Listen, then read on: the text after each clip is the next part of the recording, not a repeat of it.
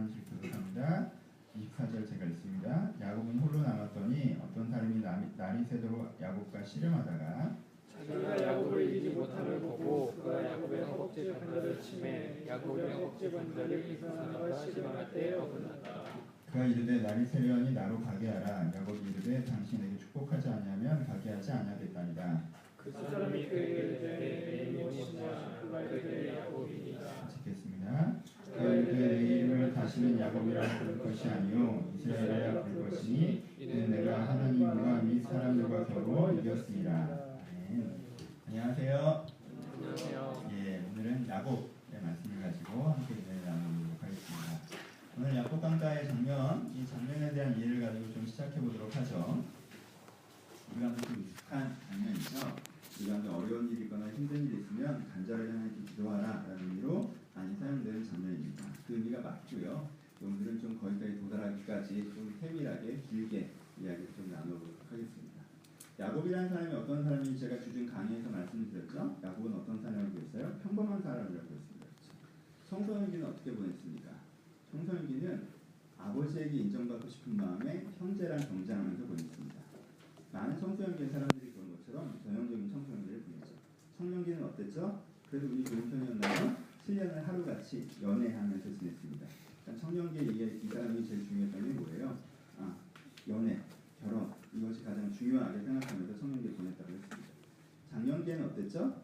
이제 결혼을 하고 아이를 낳았으니까 뭐 해야 돼요? 가정을 꾸려야 될 거 아니에요. 성공하고 싶었습니다. 언제까지 내가 라반의 집에서 월급 받고 생활할 거냐? 나도 내 가업을 일으켜 세우고 싶다라는 마음에 열심히 성공을 향해서 달려가면서 지냈습니다.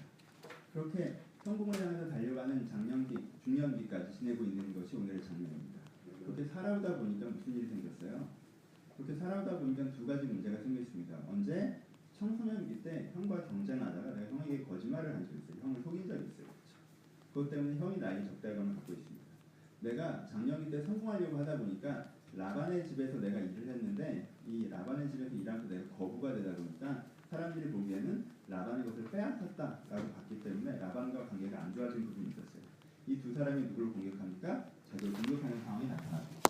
한 사람, 라반 같은 경우는 해결이 됐습니다. 하나님께 그를 말리셔서 그가 나를 죽이지 않고 돌아갔어요. 근데 지금 누가? 이새가 400명의 군대를 이끌고, 에서가 400명의 군대를 이끌고 나에게 달려오고 있다는 소식을 듣죠. 여러분, 그냥 평범하게 열심히 살았어요. 그렇게 착한 사람도 아니지만 그렇게 나쁜 사람도 아니잖아요. 야곱이 사람을 죽였으니까, 도둑질을 했으니까, 그렇죠? 내가 그냥 평범하게 나름대로 열심히 살아왔는데 그래도 조금 실수가 있어서 거짓말했던 거 맞아요. 미안하게 생각해요. 라반 걸 너무 가져온 것도 있어요. 미안하게 생각합니다. 그렇다고 해서 나를 죽일 만한 일은 아니잖아요. 그렇죠? 내가 평범하게 살아왔고요. 평범하게 살아온 내 인생에 실수가 없었다고 말할 수는 없지만 실수가 있긴 했지만 그래도 내가 죽을 정도의 잘못을 하진 않았어요. 근데 지금 나한테 분일이 벌어져요. 지금 죽게 생긴 거예요. 진짜. 얼마나 답답한 입장입니까? 이 답답한 상황에서 뭐합니까? 이 답답한 상황에서 자기가 나름대로 대안을 짜죠. 대안을 짜는데 되게 초라한 대안밖에 안 나와요. 대안이라고 짠 게 뭐예요? 돈 줘서 보내는 거. 혹시 마음이 좀 풀릴까 해서 3번 나눠서 만날 수 있도록 돈을 나눠서 보내는 거죠. 그 다음에 만약에 우리를 공격하면 그래도 제일 귀히 여기는 라헬과 요셉은 살아야겠으니까 걔네들을 맨 뒤에 두고 종과 여종의 아이를 맨 앞에 세워서 얘네들이 어떻게 시간을 벌면 도망가려고 그 계획을 세우는 거예요. 여러분 이게 얼마나 초라한 가장인지 아시겠죠? 인생에 내가 그렇게까지 잘못한 게 없는데 되게 어려운 일이 생겼어요. 그렇죠? 내가 잘못한 게 있긴 하지만 그 정도는 아니거든요. 그렇죠? 근데 되게 어려운 일이 생겼어요. 근데 거기에 내가 내놓을 수 있는 대안이라는 게 너무 초라한 거예요. 그렇죠? 얘 먼저 망하게 하고 얘 나중에 400명이 쫓아오는데 라헬은 도망갈 수 있겠습니까? 70명 중에? 그렇잖아요. 그게 대안이고 마음이 좀 풀리길 바래서 그냥 돈 좀 보내보는 게 자기가 유일하게 할 수 있는 대안이란 말이에요. 얼마나 마음이 안 좋겠어요. 야곱이. 그 안 좋은 마음을 가지고 지금 뭐합니까? 기도하죠. 하나님 너무 어려운 일이 생겼습니다. 도와주세요. 기도하고 있습니다. 근데 하나님께 어떻게 반응하십니까? 나 가야 되니까 놔라 이러시죠. 아니 무슨 하나님이래요. 내가 나름 나쁜 짓을 안 하고 그래도 조금 잘못했지만 열심히 살아왔고 지금 내 인생에 너무 내가 감당하기 큰 어려움이 생겨서 지금 내가 내놓을 수 있는 대안은 너무 초라한 상황 가운데 하나님 도와주세요 라고 했더니 난 가야 되니까 그만하라는 거예요. 하나님께서 날 놓으라고 합니다. 야곱의 기분이 어땠을 것 같아요? 여러분들이 정말 마음에 열어서 무릎을 꿇고 눈물을 흘리면서 하나님 저 어떻게 해야 됩니까? 라고 기도했더니 왜 나한테 그러니? 라고 여러분이 응답을 드리셨다면 이게 야곱의 입장이에요. 하나님의 입장이에요. 하나님 입장이 보여지기에 어떻게 보여져요? 하나님 입장. 하나님 입장에서는 내가 얘를 왜 도와줘야 됩니까? 내가 얘를 안 도와줬던 게 아니에요. 내가 얘를요 처음에 이스라엘 처음에 도망 나왔을 때부터 내가 환상을 보여줘서 내가 너와 함께 해주겠다고 했고 거기 가서도 때마다 시마다 하나님께 도우셨어요. 야곱이 자기 입으로 고백하기에 하나님께서 도우셨기 때문에 내가 맨몸으로 나갔다가 두 때를 이뤘다고 고백했어요. 그렇죠? 모든 장면 하나님이 도우셨습니다. 근데 야곱은 어떻게 살았죠? 여러분 지금 이 장면 바로 전 장면을 보면요 야곱의 본처라고 할 수 있는 라헬이 이 라반의 집에서 나올 때 라반의 우상 신상을 갖고 나온 장면이 나와요. 그렇죠?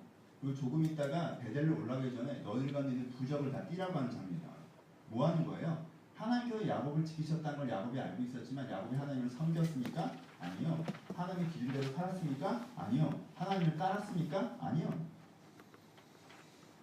내가 너를 도와주면 너는 도와주셔서 감사합니다. 하나님 때문에 일을 잘 해결됐네요. 그리고는 또 자기 마음대로 살았다는 거예요.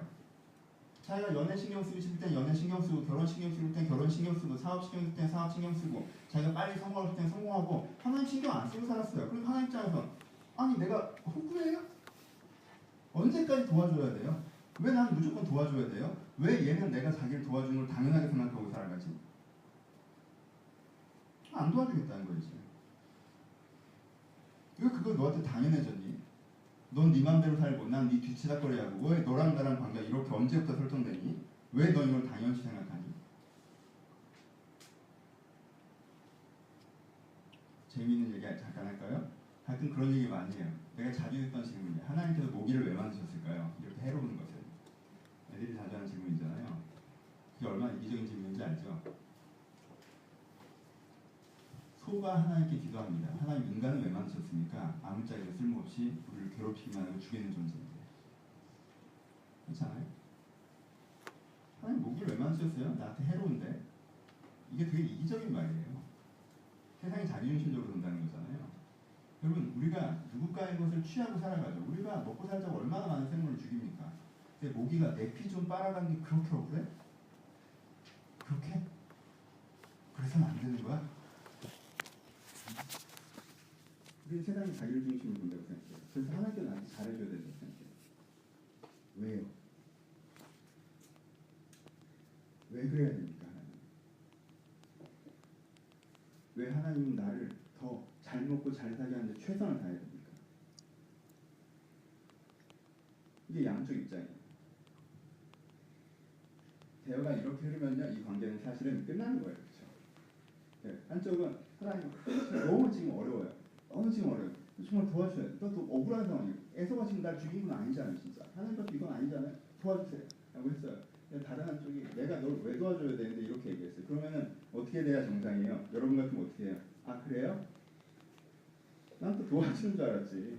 아니 그럼 됐고요. 저도 뭐 더 이상 할 말 없고요. 뭐 가시던 길 가세요. 저도 다시 연락할 일 없을 테니까. 뭐 그동안 도와줬던 거 감사하게 생각하지만 뭐 나중에 제가 뭐 또 갚을 일 있으면 갚고요. 하나 입장에서도 그래 너 다시 나 찾아오지 마라. 너한테 도움 주는 걸 이제 난 다시 하기 싫으니까 연락하지 마. 사실 대화가 이렇게 끝나죠. 보통. 대화가 이런 식으로 시작됐으면요. 우리 같으면 이렇게 끝나지 않겠어요? 그런 분들 계시잖아요. 어려울 때 하나님한테 기도해봤는데 저를 안 도와주셨어요. 전 그래서 그 다음 또 기도 안 해요. 뭐 이런 분들 있잖아요. 그렇죠? 하나님 저를 사랑하신다고요? 사랑하시긴요? 사랑하신다고 이런 일을 일으켜요? 우린 이런 사람들이 있잖아요. 그렇죠? 우리는 대화가 그런 식으로 한번 딱 흘러가면 아 그래요? 우리 또 좋은 관계인 줄 알았지. 연락하지 마라. 약간 이런. 근데 대화가 이어집니다. 어떻게 이어지죠? 야곱이 하나님께 매달리죠. 속도 없어. 그런 거예요? 보세요. 야곱은요. 이제까지 어떤 과정을 거쳤습니까?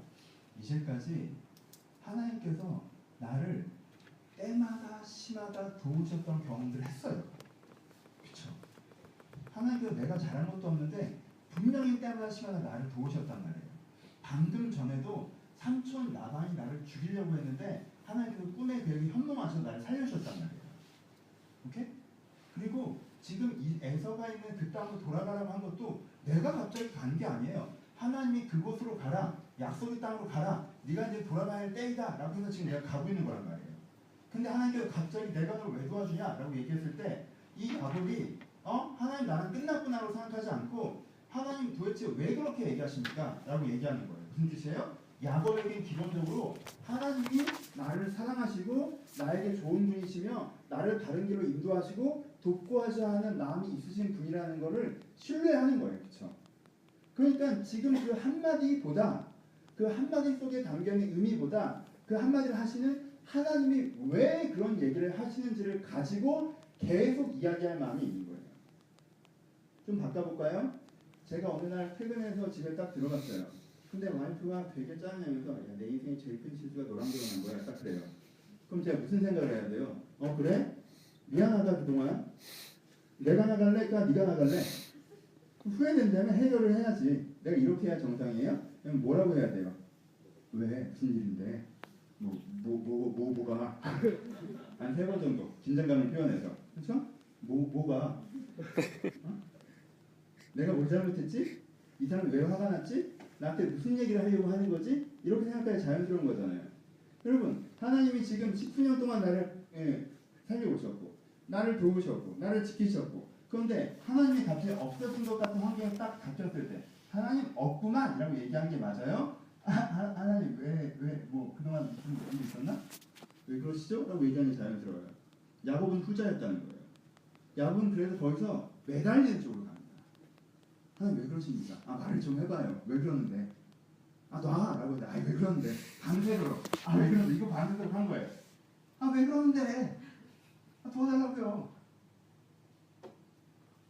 하나님 입장은 뭐예요? 지금 얘를 제낀 거예요? 이제 안 도와주겠다 그러신 거예요? 나 이제 너 신경 안 쓰겠다라고 얘랑 관계 끊으신 거예요? 아니죠. 하나님께는 뭘 얘기하시는 거지? 너랑 나 사이의 관계가 도와주고 도움받는 관계로 고정되면 안 된다고 말씀하시는 거죠. 그렇죠? 지금 너랑 나 사이의 관계가 상황적인 거 도와주고 상황적인 거 도움받고 그런 관계가 아니야. 지금 너랑 나 사이의 관계는 내가 너를 새로운 사람을 만들어서 너를 새로운 삶으로 만들어가게 하는 그런 관계야. 하나님께 지금 그런 관점으로 이 사람을 바라보시는 거예요. 지금 이 장면이요. 야곱 입장에서는 에서 때문에 죽을 만한 위기지만 하나님 입장에서는요. 그렇게 보이지가 않아요. 왜? 에서가 지금 얘를 죽이러 오는 거예요? 아니면 자기를 과시하러 오는 거예요? 자기를 과시하러 오는 거예요.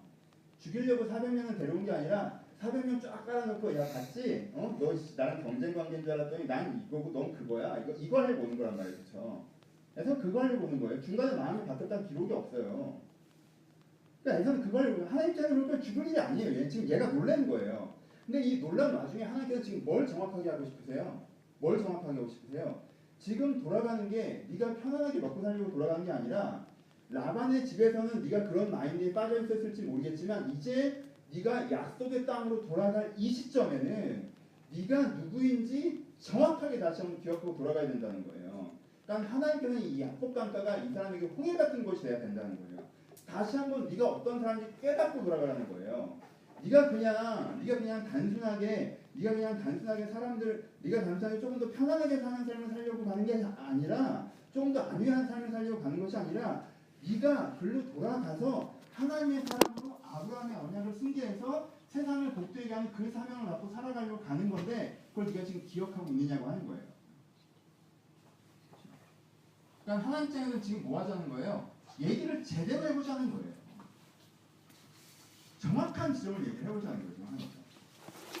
근데 야곱이 처음에는 그것을 모르다가 그것을 붙잡은 말미암아 하나님의 진심의 결과들이 흘려나옵니다. 그리고 세 번째, 이 결과의 결론은 어떻게 되냐면 하나님께서 야곱에게 이제는 뭐라고 하시면 이제까지 네가 야곱이었구나. 야곱의 이름 뜻이 뭐예요? 형 발목 잡는 사람이죠. 그렇죠? 속이는 사람이에요. 그렇죠? 원래 뜻은 발목을 잡는다는 뜻인데 발목을 잡는 상대방을 넘어시키는 개념이 속인다는 의미입니다. 그러니까 이제까지 야곱은 네가 성님의 발목을 잡는 자였고 속이는 자의 이름을 가졌으면 이제부터 뭐예요? 새 이름을 준다는 거예요. 새로운 이름. 새로운 이름이 어떤 이름이에요? 하나님을 이기는 사람이라는 이름을 줘요. 그게 이스라엘입니다. 하나님을 이기는 사람 무슨 뜻이에요? 이 흥기 더러워서 나도 이겨먹어. 지금 이 얘기예요? 아니에요. 하나님을 이기는 사람 뜻이 뭡니까? 원래 현재 야곱의 모습을 보면요, 은혜를 갖고도 자기 멋대로 살아왔기 때문에 하나님의 객관적인 심판에선 죽어야 되고 버림받아야 되는 사람일 수 있어요. 그렇죠? 근데 이 야곱이 하나님을 붙잡음으로 말미암아, 하나님을 믿음으로 말미암아, 내가 객관적으로 하나님 앞에서 심판받아야 되는 사람이지만 하나님이 나를 돕게끔 만드는 사람이다라는 뜻이에요. 그 이름이 이스라엘입니다. 나중에 자꾸 이 민족이 망해서 이상해진 거지, 이게 엄청난 이름이 민족의 이름이라는 게. 그래서 우리도 영적 이스라엘이라고 얘기하잖아요. 그렇죠? 그러니까 영적인 이스라엘이라고 얘기한다면 무슨 뜻이에요? 내가 객관적으로 보면, 하나님의 기준에서 보면 내가 내 멋대로 살아왔기 때문에 실패하고 좌절하고 하나님과 관계가 끊어지는 게 맞아요. 하지만 나는 그 끊어짐의 결과로 그냥 나를 던져버리는 것이 아니라, 그렇게 될 수 있는 과정 속에서도 하나님을 붙잡고 놓지 않아서, 그러니까 우리 식으로 얘기하면 믿기 때문에, 하나님을 붙잡기 때문에 하나님이 다시 한번 나에게 은혜 주시게 하는 사람을 만든다는 의미예요. 이게 그리스도의 의미랑 연결되는 겁니다. 그렇죠? 그 이름을 받는 거예요. 이제 넌 누구다? 이제 너는 하나님을 이기는 자 이스라엘이다라고 하는 거예요. 하나님이 그러면 애초에 이 대화를 왜 시작하셨겠어요? 왜 하나님 저 에서가 저를 죽이려고 한다? 걱정 마. 뭐 하루 한두 번이야. 매번 살려주는데 뭘 걱정해. 이렇게 얘기 안 하시잖아요. 이렇게 얘기 안 하세요. 이렇게 얘기 안 하시고 내가 너 왜 도와주냐? 왜 도와줘야 되냐라고 얘기를 시작하시는 이유가 뭐예요? 여기까지 얘기를 끌고 가려고 얘기를 시작하시는 거죠. 그러면 그 사람이, 이 야곱이 거기까지 얘기를 할 수 있었던 이유가 뭐예요? 그가 하나님을 붙잡았기 때문에 거기까지 이야기할 수 있었던 겁니다. 이 장면에 중요한 적용적으로 가봅시다. 세 가지. 하나님과 대화가 어떠십니까? 아까 잠깐 얘기했죠. 신뢰의 대화를 하십니까? 신뢰감이 없는 사이에서는 참 말을 많이 골라야 돼요. 그렇죠? 신뢰감이 없는 사람은 처음 만나는 사람한테는요, 말을 참 많이 골라야 돼요. 여기도 저랑 알게 된 지 얼마 안 되신 분들도 계시죠. 그렇죠? 그럼 제가 되게 예의 바르게 많이 노력하려고 합니다. 물론 나중에 예의가 없어진다는 뜻은 아니에요. 하지만 조금 더 말을 고르고, 그렇죠? 내가 저 부분이 좀 잘못됐다고 생각하더라도 초면에 그렇게 얘기하지 않죠. 그렇죠? 왜요? 아직 신뢰가 쌓이지 않으니까. 하지만 신뢰가 좀 더 쌓였어요. 저랑 10년을 알았고 뭐 15년을 알아왔습니다. 근데 내가 어떤 마음에 안 드는 부분이 있어요. 잘못됐다고 생각하는 부분이 있어요. 내가 좀 섭섭한 부분이 있어요. 그럼 어떻게 얘기하겠어요? 내가 근데 자매님 이렇게 얘기하겠어요? 아니죠. 그 신뢰가 쌓여진 만큼의 대화가 있잖아요. 그렇죠? 물론 예의를 벗어나거나 함부로 얘기한다는 뜻은 아니에요. 하지만 그 신뢰가 쌓인 대화가 있단 말이에요. 여러분들은 하나님과 신뢰가 쌓이고 계십니까? 하나님이 여러분 인생에 어떻게 하셨습니까? 하나님께서 내 인생에 분명히 하셨던 부분들이 있는데 나는 그렇게 하나님과 쌓인 부분들을 생각하지 않고 한 장면에 한마디를 가지고 하나님이 이렇다 저렇다 하고 있지 않습니까? 그래서 대화가 자꾸 앞으로 나아가지를 못하고 말꼬리 잡는 대화로 끝나버리지 않습니까? 물론 그 한 장면에 이해되지 않는 게 있을 수 있어요. 그 한 장면에 어려움이 있을 수 있습니다. 그 한 장면에서 내가 거절감을 느낄 수 있어요. 아니 이렇게 내가 잘못한 것도 아닌데 죽게 생겼는데 하나님이 내가 널 왜 도와주냐 이렇게 나오면 그 사람 봐요? 안 보고 싶지 않아요? 그 장면만 보면 그럴 수 있어요. 하지만 하나님과 싸운 그 신뢰감을 가지고 우리가 하나님과 대화하고 있는 거예요. 그러니까 하나님과 싸운 그 신뢰감을 가지고 주님과 다시 한번 이야기를 시작할 수 있을 때 우리는 그 시작의 그 하나님께 꺼내진 그 이야기, 이면의 이야기까지 도달할 수 있다는 거예요. 근데 우리가 그것이 없을 때 하나님께서 나한테 말 한마디 잘못 꺼냈다가 내가 너를 항상 도와줘야 되는 사람이냐? 그럼 그만 도와도 돼요. 우리 이러고 가버린단 말이야. 신뢰의 대화를 시작하십시오. 지금 당장 한두 마디가 마음에 들지 않고 지금 당장 한두 장면이 마음에 들지 않는다 해도 그러니까 왜? 라고 다시 하나님을 붙잡고 얘기할 수 있는 게 있어야 돼요. 그래야 우리가 그 이야기의 결론까지 하나님과 함께 도달할 수 있습니다. 이게 오늘 적인 첫 번째. 두 번째. 하나님께서는 뭘 원하셨어요? 이스라엘들, 야곱의 이스라엘들은 회복되기를 바라죠. 하나님께는 그 상황이 중요한 게 아니라 그 사람이 자기가 어떤 사람이 다시 한번 각성하기를 바라죠. 종교적으로 표현하면 그의 영혼이 깨어나길 바라죠.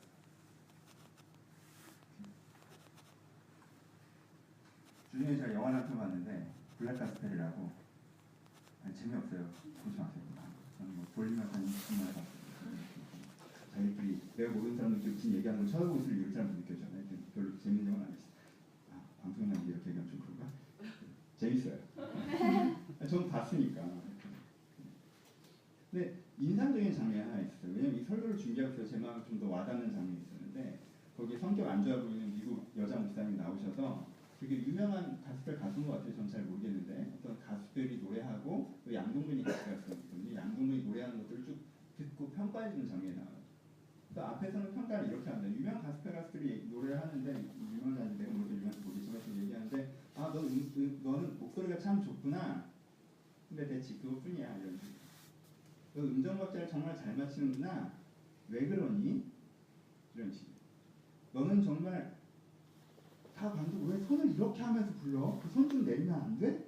라고 되게 뭐라고 하더라고요. 그래서 그냥 저 사람 약간 처음에 교육할 때 좀 그런 식의 교수법인가? 라고 했는데 양동근이 나서 노래를 딱 부르는데 노래 못하잖아요. 래퍼잖아요. 진짜 못했거든요. 음정박자 안 맞고 하이도 안 올라가고 뭐 이러면서 했어요. 되게. 근데 너한테 뭔가 있다라고 생각했어요. 되게 밝게 웃습니다. 근데요. 그 대사를 들을 때, 그 멘트를 들을 때 저도 느꼈어요. 이 사람 노래에는 진짜 이상하지만 뭔가 있다는 느낌 좀 받았어요. 그러면서 그분이 그렇게 설명을 하더라고요. 노래를 할 때, 특별히 가스펠을 할 때, 내가 이 노래를 왜 부르는지에 대해서 이유를 내가 선명하게 알고 있는 사람은 그 노래를 통해서 뭔가 있고 뭔가 전달할 수 있다. 하지만 이 노래에 그냥 음정 박자를 맞추고 내가 음색을 이쁘게 하고 멋있는 제스처를 내야지라고 생각하는 사람은 그 무엇인가를 전달할 수가 없다고 얘기했어요. 전 그 말이 굉장히 마음에 들었어요. 왜냐하면 그건 노래만 해당되는 게 아니기 때문에 그래요. 여러분 겉보기엔 멀쩡합니다. 직업도 너무 좋아요. 태어난 집안도 굉장히 좋고요. 지금 사람 성품도 되게 좋아요. 인간관계도 좋습니다. 경제적인 것도 풍요롭고요. 뭐 하나 빠지는 게 없어요. 근데요. 그 사람에게 뭔가 비어 보이는 게 느껴지는 사람이 있어요. 그런데요. 뭔가 블랭크가 많아요. 근데 이 사람은요. 자기가 어떤 사람이 굉장히 선명하게 알아요. 자기가 뭘 하고자 하는지 굉장히 선명하게 갖고 있습니다. 그래서 나는 어떠한 삶을 살 것인가에 대해서 확신하고 있어요. 내가 누구이고 난 어떻게 살 거라는 것을 자기 스스로 명확하게 갖고 있다는 말이에요. 내가 이 노래를 하는 이유, 내가 이 삶을 사는 이유를 갖고 있어요. 우리는 그 사람을 볼 때 힘을 느낍니다. 그렇지 않아요? 이것이 영혼을 갖고 사는 것과 영혼을 갖지 못하고 사는 것의 차이예요. 어떻게 살고 계십니까? 숙제하듯 살고 있지는 않습니까? 때가 되니까 연애하고 결혼하고 결혼했으니까 애들 키워야 되니까 내가 성공해야겠고 엄마가 큰형만 이뻐하니까 나도 이쁨 받고 싶고 어떤 외부적인 환경이 주는 대로 그 환경에 맞춰서 숙제하듯 풀어가듯 던져진 걸 해내고 그래서 막상 그걸 해내면 뭔가 내 안에 차오르겠지라고 생각했지만 그걸 해내봐야 내 안에 차오르는 게 없어서 내가 결혼했지만 또 허탈한 마음이 들고 내가 좋은 직장에 들어갔지만 또 이건 아닌 것 같다는 생각이 들고 내 마음의 가장 안쪽은 항상 비어있다고 느껴질 때가 혹시 있지 않으셨습니까? 그래서 다른 사람이 볼 때는 너 멀쩡한데 뭐가 문제야? 라고 하는데 나는 공허감을 느끼지 않으세요? 난 뭔가 비어있다고 느끼지 않으세요? 난 너가 제대로 살고 있지 못하다고 느끼지 않으십니까? 여러분 안에 영혼이 빠져나왔기 때문에 그래요. 야곱에서 그런 것처럼 하나님께는 그건 답답하신 거예요. 하나님께는 그게 답답하신 거예요. 야곱에게. 그래서 야곱을 지금 도전하시는 것입니다. 무엇이라고? 영혼을 갖고 살아야 된다는 거예요. 네 영혼을 깨워야 된다는 거예요. 내가 정말 어떤 사람이고 내가 정말 어떤 삶을 살고자 하는지 내 영혼이 깨어나서 살 때는요. 음정박자가 좀 틀려도 그 사람은 괜찮아요. 높은 음이 안 올라가도 그 사람은 괜찮아요. 크게 성공 안 해도 그 사람은 괜찮아요. 더 하면 더 빛나겠죠. 더 하면 더 깔끔하겠죠. 하지만 그럼에도 불구하고 그 안에 진정성이 담겨있으면 그 노래는 사람들 심령을 울린다는 거예요. 그 인생은 세상 가운데 전달된다는 거예요. 그 인생은 누구보다 자기 자신을 울린다는 거예요. 진심을 갖고 살아요. 영혼을 갖고 살아요. 세 번째. 우리는 가끔 일상의 균열을 만나요. 그렇죠? 일상의 균열은요, 내가 영혼을 갖지 못하고 숙제하고 계속 살아가고 있을 때 나에게 자연스럽게 찾아옵니다. 꼭 상황이 안 좋아지는 게 아니에요. 내가 영혼을 갖지 못하고 숙제하고 살아가면 어느 날 갑자기 우울감이 올 수도 있어요. 공허함이 올 수도 있고요. 허탈한 마음이 올 수도 있고 무기력증이 오기도 하고. 내가 그렇게 살아가다 보면 내 생활의 균형이 생기기도 해요. 부딪히지 않은 사람과 부딪혀야 되기도 하고요. 문제들이 발생한 지점들이 있습니다. 여러분, 그게 하나님의 깨우심입니다. 물론 여러분들이 생각하는 모든 문제가 이거라는 뜻은 아니에요. 하지만 어떤 문제든 그것이 나에게 하나님의 깨우심으로 작용할 수는 있습니다. 여러분, 애가 잠들어 있어요. 어떻게 깨웁니까? 온화하게 깨우는 방법이라는 게 존재하나요? 난 아직 모르겠는데 흔들어서 깨워요. 소리를 내서 깨워요. 저희 어머니는 물을 뿌리셨죠. 아주 간단하고 직접적인 분유. 이해가 없는 거예요. 어머니 중국에서 듣고 계시죠? 기억나세요? 그때 분유 뿌리신 거? 저희 어머니가 매주 듣고 계세요. 정말 감사하고 사랑해요. 그건 잘못됐다고 생각해요. 전화드려야겠다. 일 전화해야지. 그러겠죠. 깨워요. 그렇죠? 여러분들 일상에 잠들어 있잖아요. 그럼 하나님 입장에서는요, 흔들어 깨울 수밖에 없어요. 그들의 감정은 흔들든가, 그런데 상황은 흔들든가, 흔들어 깨우칠 수밖에 없어요. 그때 그렇게 흔들어 깨울 때 내가 그 흔들리는 걸 내가 무시하고 왜 흔들어 하고 계속 자려고 하면요, 어떻게 되는 거예요? 그 흔들림이 내 잠을 방해하는 것밖에 안 돼요. 그렇죠? 내 깊은 잠을 방해하는. 그렇죠? 하지만 그 흔들림을 내가 깨어나면, 그래서 내 원래 모습을 기억해내면, 내 것을 찾으면, 그냥 거기서부터 다시 한번 새롭게 변해질 수 있는 거예요. 기억하세요. 에서가 성공자가 아니라 야곱이 성공자입니다. 근데요, 이 다음 장면은요, 어떻게 해요? 에서는 군대 쫙 몰고 왔고요. 야곱은 그 앞에 어떻게 합니까? 저예요. 근데 우리처럼 이렇게 저예요? 아니, 그냥 아예 대자를 쫙 뻗어가지고 머리 탁 쳐박고. 이건요, 전쟁 났을 때 패전국가의 왕이 하는 거고 종들이 나는 거예요. 동갑이잖아. 태인도 같고. 그냥 몇 초 차이로 나온 사이에. 참 형제잖아요. 아니, 형! 이럴 수 있잖아요. 안 그래요. 엎드려가지고. 뭐라고 그럽니까? 형님의 얼굴 배우니 하나님의 얼굴 배우는 것 같아요. 진짜. 아들들 뒤에서 이제 이렇게까지 하고 싶나라고 해요. 참. 그 장면 보면 누가 성공자인 것 같아요? 에서가 성공자인 것 같죠. 에서는 그 다음에도 어려운 일 한 번이라도 당합니까? 성경에 나오는 전체 인물 중에 평생 어려운 일을 단 한 번도 안 당한 사람이 에서입니다. 에서 인생이 어려웠던 날이 언제인 줄 알아요? 기분 나빴던 날이에요. 야곱이 나한테 거짓말했어. 완전 기분 나빠.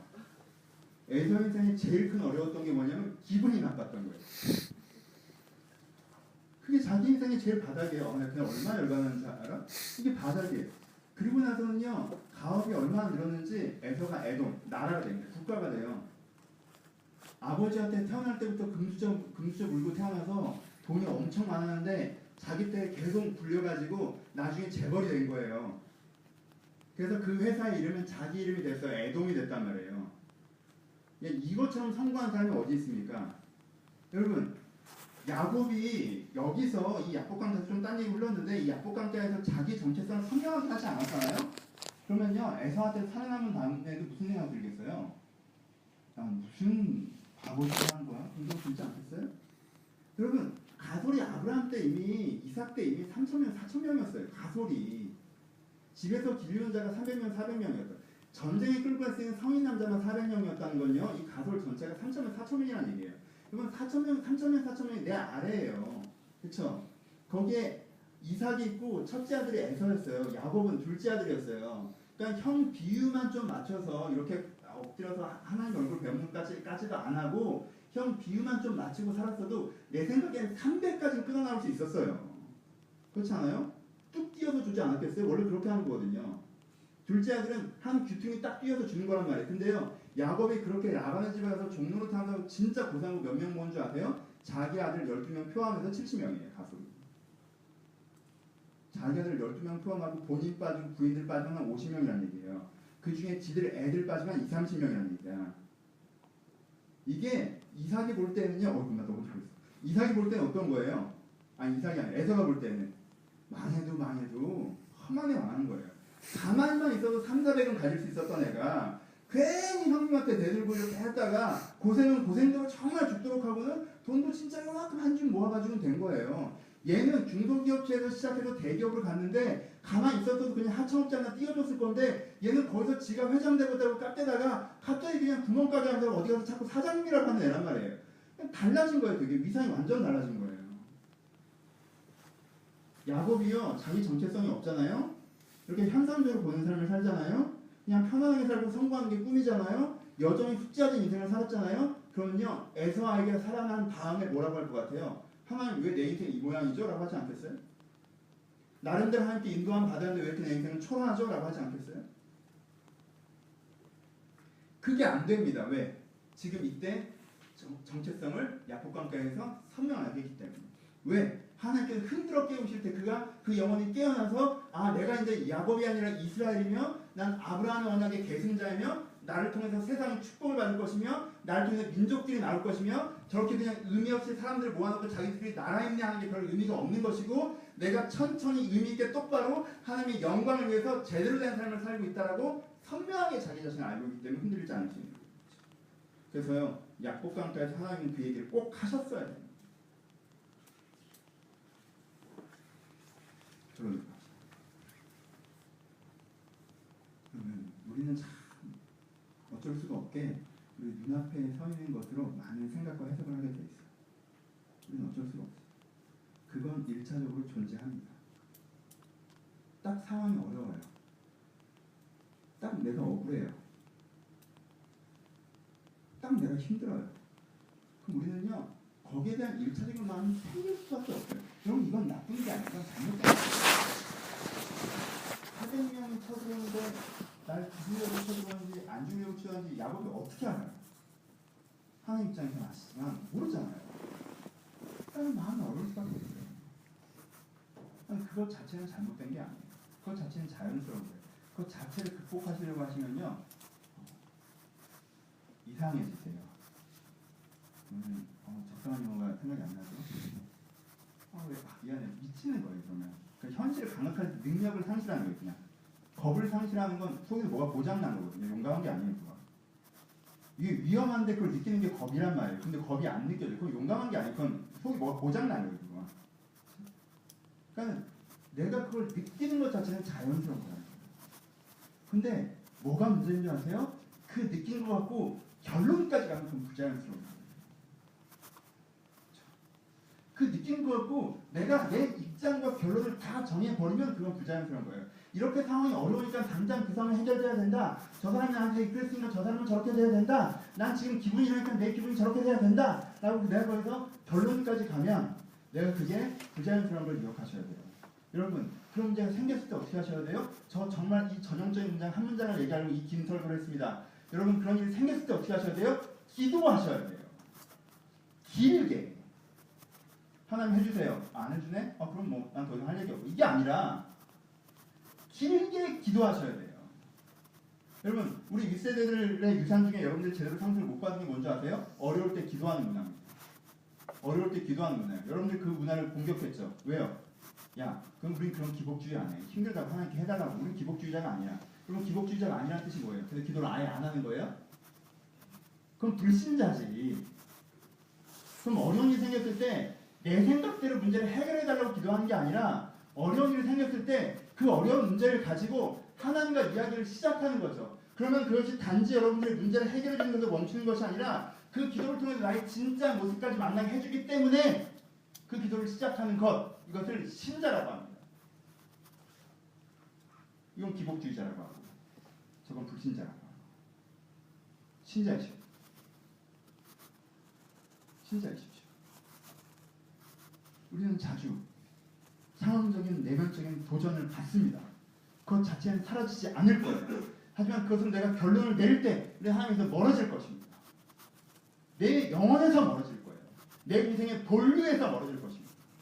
하지만 우리가 그러지 않고 그것을 가지고 고민하기 시작할 때, 기도하기 시작할 때, 그래서 거기에 담겨있는 하나님의 의미를 깨닫는 것들을 통하여서 나의 본 모습을, 나의 영혼을 깨우기 시작할 때, 그 깨어난 여러분들이 인생을 주와 함께 바꿔나갈 것입니다. 그것은 이전의 야곱, 어려웠다 좋아지고 어려웠다 좋아지고 어려웠다 좋아지고 그 정도의 야곱이 아니라 내가 무엇을 하고 어떻게 살아가야 되는 사람인지 알아서 자기의 인생을 하나님과 함께 만들어가는 사람으로 더욱더 되어간다는 거예요. 우리는 그렇게 더욱더 성숙한 길을 걸어갈 수가 있습니다. 이 시점을 꼭 넘어가셨으면 좋겠어요. 마무리합시다. 여러분 야곱 강의 들으셨어요? 제 강의 많이 이런 말씀 드렸습니다. 신앙이라는 건요, 보통 전형적인 고백으로 시작해요. 엄마 때문에 손 끌려 다니다가 어려운 일 있었다가 중도 같은 거 한번 가졌으면 좋겠다가 하여튼 여러 가지 이유 때문에 막연하고 전형적인 고백으로 시작합니다.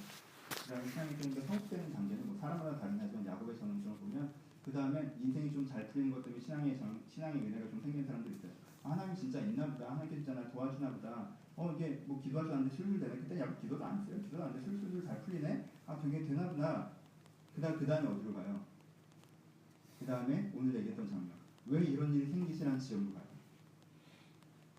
거기서 어떤 사람은 2단계에서 다시 1단계로 내려가 버리는 사람이 있고, 왜 저는 술술이 잘 됐는지 기도해도 안 돼? 라고 해서 의문을 갖고 돌아가 버리는 사람이 있고, 왜 기도해도 안 되는지 갖고 긴 기도를 통해서 4단계, 아 내가 새 사람 되는, 내가 이제 야곱이 아니라 이스라엘이구나 라고 새로운 사람으로 갱신된 지점까지 가는 사람이 있어요. 이게 4단계예요. 그 다음에 아브라함이 출발점이에요. 강에서 얘기했던 것처럼. 그 다음에 그럼 내가 주를 위해 살 건데 어떻게 살아야 되냐. 아이고 주를 위해 사는 게 이렇게 어렵구나. 저렇게 잘 안 되는구나. 이래야 주를 위해 사는구나. 경외가 주를 위해 사는 거구나. 거기까지 또 신앙이 흘러가는 거죠. 그러니까 이 신앙에 당한 경주를 경주합시다.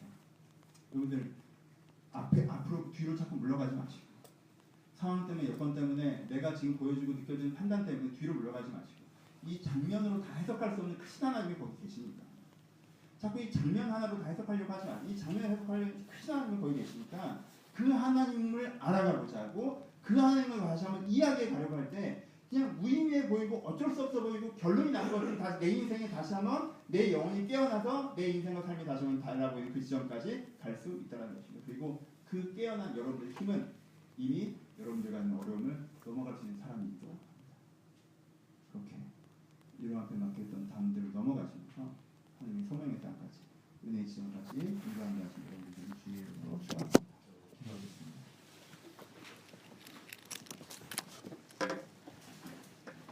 영혼으로 사십니까? 숙제처럼 사십니까? 직장 가야 되니까 직장 가고, 돈 벌어야 되니까 돈 벌고, 애인이랑 연애도 오래 했는데 책임져야 되니까 책임지는 거고. 성인은 원래 이렇게 숙제를 풀면서 사는 거지. 내 어깨에 쥐어진 부담을 지면서 사는 거지. 어쩔 수 없이 사는 거지. 사니까 사는 거지. 그게 정답일까요?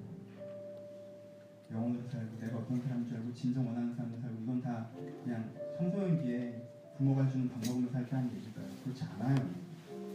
눈을 들어 주변을 보고 눈을 들어 하늘을 보십시오. 영혼으로 사는 사람들이 보이지 않습니까? 정말 자기가 원하는 것과 추구하는 것까지 먼저 깨달아서 그것에 대해서 걸러간 사람들이 보이지 않습니까? 그리고 그들이 강해 보이지 않습니까? 그들이 자유로워 보이지 않습니까? 그들이 행복해 보이지 않습니까? 그렇게 살고 싶지 않으십니까? 결정합시다. 네, 그렇게 살겠습니다. 잠드는 내 영혼을 깨우시고 주와 함께 걸어가게 하여 주옵소서. 다 이러고 사는 건데요, 그 말에 내가 잠들어 버리지 않게 하시고 하나님께 내 영혼을 다시 한번 깨우시길 소원합니다. 깨어나게 해주옵소서. 들을 말씀을 묵상하는 고백하는 15분 정도 자유롭게 기도하겠습니다. 아버지, 오늘 감사합니다.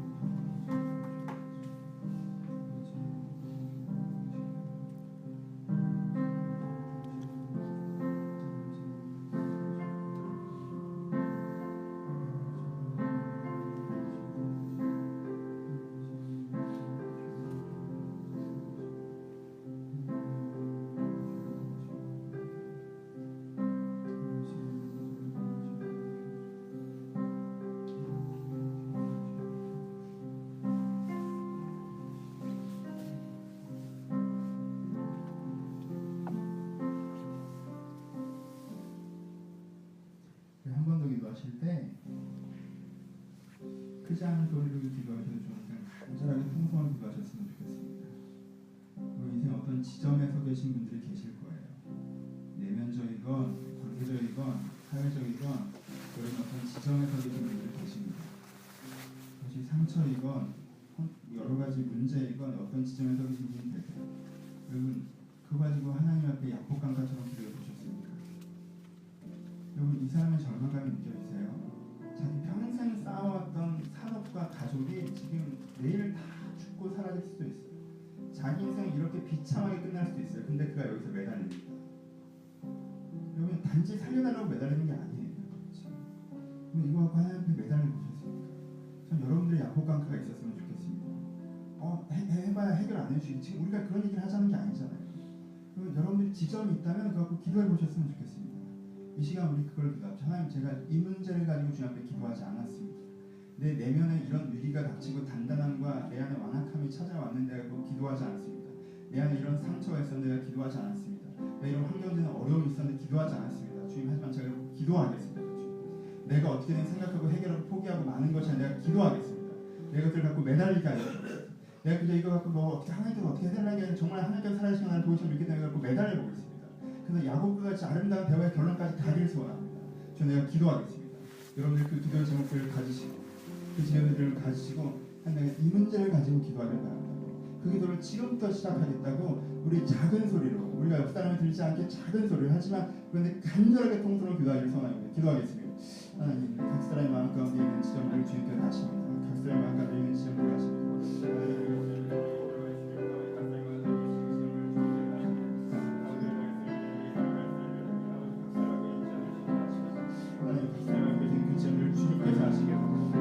이것을 가지고 마음에 품고 살아가지 않게 하시고 아버지 앞에 토하는 자들이 되게 하여 주옵소서. 아버지 앞에 고백하는 자들이 되게 하여 주옵소서. 아버지 앞에 내가 이것을 말하고 내 것 때문에 왜 두렵고 내 것 때문에 왜 어렵고 하나님께 나에게 이제까지 어떠셨고 난 지금 주님께 어떠하시기를 바라시고 하지만 주님께 왜 그렇게 생각하는지 내가 모르겠고 내가 다시금 주님과 이야기를 시작하는 사람들이 되게 하여 주옵소서. 내 마음의 생각과 내 마음의 고민과 내 마음의 고통과 내 마음의 문제가 이제 다시금 토설하는 자들이 되게 하여 주옵소서. 이제 하나님께 이렇게 이야기를 뱉어낼 때 아버지 제가 하나님한테 이야기를 시작할 테니까 내 인생에 개입하실 수 있습니다. 때론 주님께 나를 돕지 않으시는 것처럼 보일 그때라도 때론 주님께 나를 뿌리치는 것처럼 보이는 그때라도 내가 주님을 잡고 하나님 다시 한번 나와 이야기를 시작해보자고 이야기하기를 소원합니다. 이들을 기도하기를 소원합니다. 거기서부터 주님께 일하시길 기대합니다. 거기서부터 이들의 마음 바꾸시기를 소원합니다. 세상에 많은 올무들이 나를 덮치고 세상에 많은 상처들이 나를 덮치며 세상에 많은 내적 위기들과 상대 위기들이 나를 덮치나 내가 그들을 갖고 기도하지 않을 때 내가 쓸려나올 때 되는 것을 주 앞에 고백합니다. 내가 그들을 밀려갈 때 되는 것을 주 앞에 고백합니다. 내가 그렇게 쓸려 그렇게 밀려가는 것이 아니라 하나님께 주신 그 은혜를 말하면 내가 이 하나님의 은혜 안에서 답을 얻게 하시고 하나님 말씀에서 답을 얻게 하시고 주님의 부르심마다 저희가 답을 얻게 하셔서 내가 주님을 다시 한번 주 앞에서 답을 찾고 새로운 사람 들을 수 있도록 아버지 주님께서 각 사람을 축복하시고 각 사람을 인도하여 주옵소서. 아버지 인도하시고 함께하여 주옵소서.